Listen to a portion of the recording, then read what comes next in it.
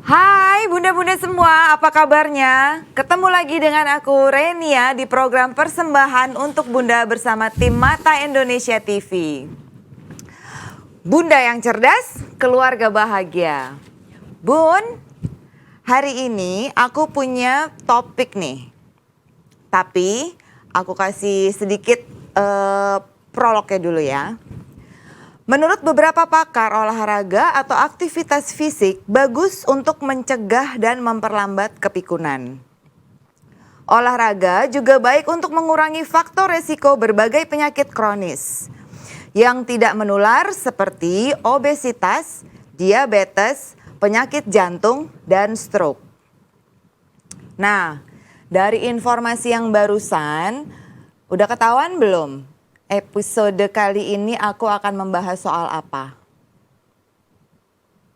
Nah, iya bener. Kita akan membahas soal olahraga untuk lansia, bunda-bunda semuanya. Olahraga untuk lansia itu selain mengurangi faktor demensia, ada beberapa poin manfaat lainnya yaitu meningkatkan kekuatan otot jantung, menjaga kesehatan tubuh, melancarkan sirkulasi darah dalam tubuh, menjaga sistem kekebalan tubuh, dan mengurangi stres. Sebelum kita lanjut langsung ke topik utama, aku akan memperkenalkan ada siapa nih sekarang di samping aku yang nemenin aku Halo. ngobrol hari ini. Kembali lagi saya dengan Welcome. Johnson Oko. Yeay, selamat datang Mas Johnson. Terima kasih. Yang kedua kali ya? Iya, diundang kembali. Terima kasih. Thank you untuk nemenin aku hari ini Siap, ngobrol di siap. sini Mas. Nah, disebut lansia itu untuk range usia berapa? Usianya ke sebenarnya berapa, 45 sampai 50 tahun ke atas sudah bisa dikategorikan lansia. Oh, alhamdulillah aku berarti masih belum ya. Nggak apa-apa juga kalau misalnya sudah. Nggak masalah, itu kan proses ya. Karena gitu. semua manusia pasti akan sampai ke tahap disebut dengan lansia. Terus olahraga yang paling aman untuk dilakukan oleh para lansia tuh sehari-hari apa Mas? Sebenarnya sebelum kita berbicara tentang olahraga yang paling aman itu adalah bagaimana selama ini, selama masa mudanya, itu apakah beliau aktif atau non-aktif. Karena itu akan menentukan jenis olahraga apa yang sebaiknya dilakukan oleh mereka. Karena kebanyakan orang melihat olahraga untuk lansia itu ala kadarnya, misalnya cuman berjalan saja atau gerakan-gerakan yang pelan, gerakan-gerakan yang tidak berbahaya untuk kondisi mereka atau tulang maupun persendian mereka. Jadi yang mesti dipahami oleh bunda di rumah juga bahwa lansia yang sudah aktif sejak muda itu maupun dia sudah berusia lanjut nanti mau berolahraga yang bahkan yang tergolong ekstrim masih boleh nggak? Boleh. Kalau misalnya saat masih muda dia sudah aktif. Aktif dalam artian mungkin dia sering ikut berkompetisi dalam maupun luar negeri. Bahkan kita bisa lihat bahwa banyak sekali lansia-lansia bahkan ada master class untuk olahraga-olahraga prestasi tertentu. Kemudian juga ada lansia-lansia yang memecahkan rekor-rekor dunia, misalnya trail run, hiking, atau mendaki gunung. Itu bahkan ada yang 70 tahun. Bahkan kalau misalnya nanti bunda ada kesempatan ikut ya di seperti Tokyo Marathon, banyak sekali lansia yang ikut. Oh iya? 42 kilo larinya. Wow. Jadi jangan dikira lansia itu ringkih gitu. Nah itu sih yang mesti dipahami oleh masyarakat bahwa ya udah tua di rumah aja, nggak usah banyak gerak, jalan pagi aja. No. Kalau mereka sudah aktif sejak muda, nantinya di saat lanjut usia mereka masih boleh melakukan itu. Tapi tentu ada hal-hal yang harus diperhatikan, terutama untuk lansia yang tidak aktif secara fisik. Olahraga untuk lansia itu banyak sekali, sama aja. Mau itu anak-anak, remaja, lansia, itu olahraganya tetap terdiri dari dua kategori. Yang anaerobik sama aerobik. Anaerobik artinya memperkuat otot tubuh. Yang aerobik memperkuat kardiorespiratori, jantung dan paru, pernafasan. Biasanya seperti lari, bersepeda, yang Statik ya. lebih banyak disarankan untuk lansia katanya. Oh gitu.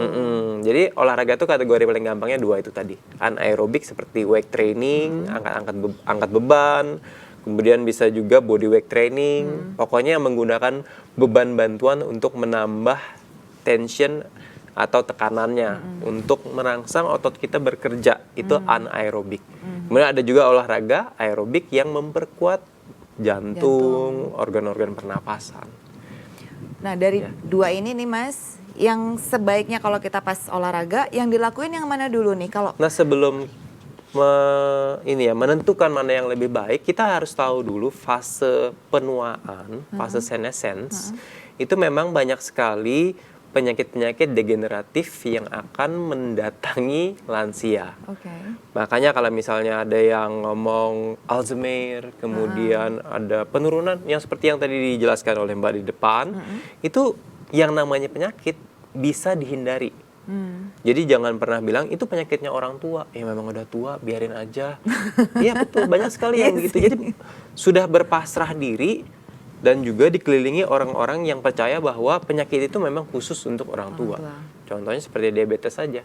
Bahkan sekarang usia 20-an sudah ada yang kena diabetes juga, stroke, segala, jantung juga. Dibilangnya penyakit orang tua, ternyata enggak. Gaya hidup. Nah, ada yang namanya siklus yang kurang baik atau unhealthy aging, yaitu di saat sudah bertambah usia, tentunya orang akan semakin tidak aktif. Ya umumnya ya, jadi semakin tidak aktif. Baik karena lingkungannya terlalu overprotective itu seperti, yaudah Bu, saya aja yang setirin. Ya itu Bu, saya aja yang ambilin. Itu membuat mereka tidak aktif secara fisik. Dan kedua, biasanya lansia mengalami gangguan-gangguan persendian. Iya, betul. Atau penyakit tertentu sehingga membuat mereka lebih tidak aktif daripada saat masih muda. Nah, itu akan meningkatkan lemak tubuh dan akan menurunkan massa otot. Nah, karena sudah di kondisi yang kurang baik tersebut, pikiran kemudian sakit. Siklusnya begitu aja. Sembuh nanti pikiran lagi. Jadi kuncinya untuk memutus mata rantai unhealthy aging atau penuaan tidak sehat adalah tetap aktif bergerak. Nah, kalau kita berbicara lansia, itu pastinya tentu sudah ada penyakit tidak menular atau kondisi-kondisi tertentu yang menghambat mereka untuk melakukan olahraga. Betul. Jadi sebenarnya kalau kita berbicara usia ya, itu ada 2. Ada biological, usia biologis, sama chronological. Jadi biological itu usia selnya. Kalau misalnya kita berbicara chronological, itu artinya usia berdasarkan kronologis, tanggalan. Umurnya 40 tahun, 50 tahun, 60 tahun. Nah, Mbak pernah nggak lihat temennya, sebenarnya usianya sudah hampir 60 tahun deh, tapi masih kelihatan fit seperti usia 40-an. Iya. Pasti pernah. Dan saya yakin Bunda di rumah juga punya teman, wah dia awet muda. Itu bukan pakai produk-produk anti aging, tapi biasanya gaya hidupnya sehat. Oh gitu. Jadi efek dari berolahraga itu sebenarnya meningkatkan kita punya sistem regenerasi sehingga selnya lebih muda. Gitu. Ketrigger nggak Bun? Pengen kan awet muda ya? Nah Mas, terus untuk lansia nih, apa harus olahraganya setiap hari? Tadi memang harus kita mengetahui dulu kemampuan tubuhnya. Jadi kalau berbicara olahraga mana yang baik untuk lansia, semua jenis olahraga itu baik untuk kesehatan.